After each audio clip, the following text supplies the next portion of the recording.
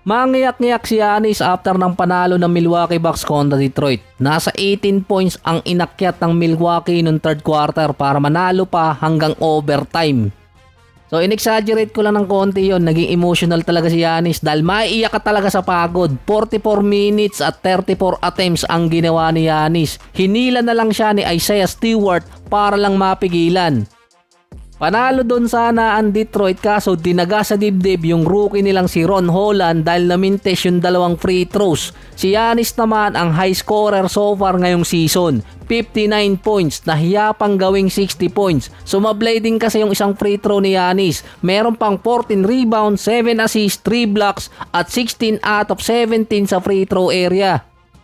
Si Brook Lopez naman nasa 29 points, 8 rebounds at 5 out of 8 mula sa beyond the arc. Ito nga lang yung masama dyan dahil sa dalawang games na wala si Damian Lillard at parehong panalo ang Bucks na hindi basta-basta rin naman ngayon yung Detroit na lumalaban din, naasisi tuloy si Damian Lillard na siya di umano ang problema sa Milwaukee Bucks.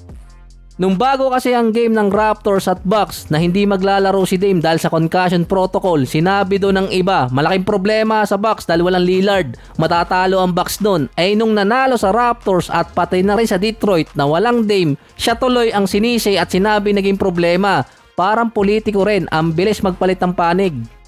Si Damian Lillard ang second leading scorer ng Bucks kaso siya ang third worst defender ng Milwaukee. Nabubutasan sa perimeter ang Milwaukee Bucks. Dahil nawala si Dame sa loob ng dalawang game, nalagyan naman ni Doc Rivers ng perimeter defender yung Milwaukee, sina AJ Green, Dillon Wright at si Ryan Hollins.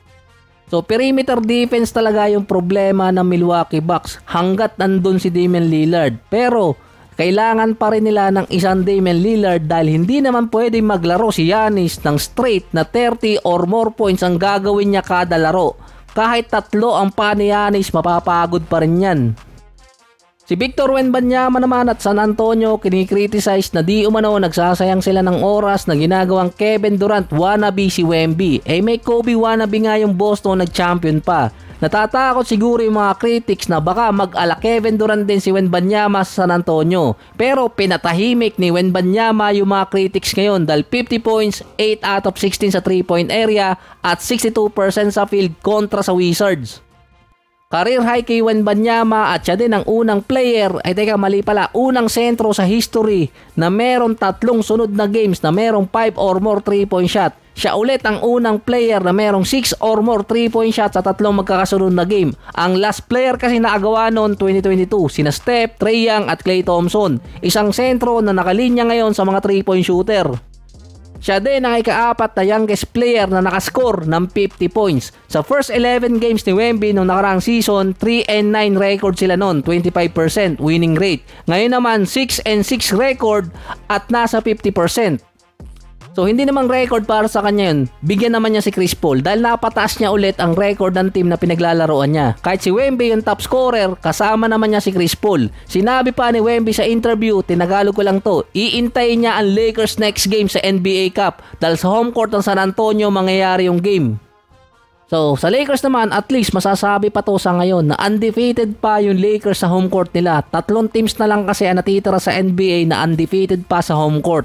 Cavaliers, Magic, at Lakers. Bad record nga lang ang Lakers sa road games. Versus Memphis, 3 sunod na nagkaroon ng triple-double si LeBron.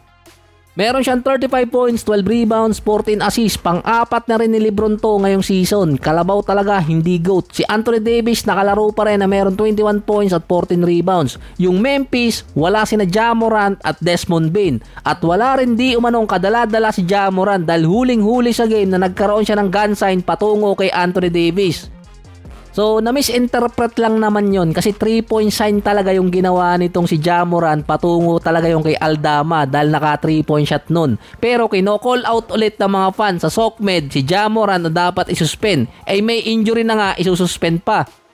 Ito naman so far ang career high ni Dalton Knecht. 31 minutes, 19 points, 5 out of 5 sa 3-point area. Ang reason din kung bakit naibaba ng Lakers yung lamang ng last 3 minutes ng third dahil din sa 8 points ni Dalton. Since si Redick nga ay gumagamit ng stats, kapag si Dalton wala sa court, nalalamangan ng Lakers ng 5 points per 100 possession. Kapag naman nasa loob siya ng court, nakakalamang ang Lakers ng 5 points per 100 possession din. So siya yung pillar. Meron pang nasa 121 offensive rating ang Lakers kapag si Dalton nasa loob ng court.